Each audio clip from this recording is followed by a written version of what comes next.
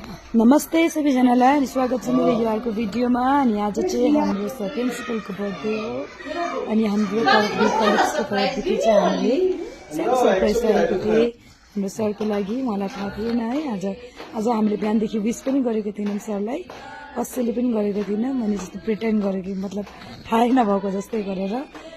अनि यहाँ उहाँ हाम्रो म्याम हुनुहुन्छ, हाम्रो यहाँ सर प्रिन्सिपलको वाइफ अनि उहाँ छोरा है। यो अचानक गरेको अनि त्यही भएर चाहिँ अब यहाँ म्यामलाई पनि फटाफट बोलायौँ हामीले अनि उनीहरूको फ्यामिली अनि उहाँ भदैनी उनीहरूको घरको फ्यामिली है।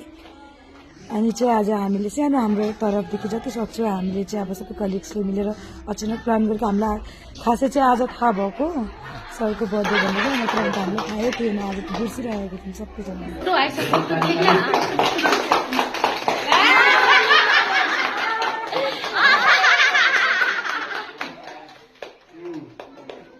हाम्रो चाहिँ स्कुल ओभर भएर भएर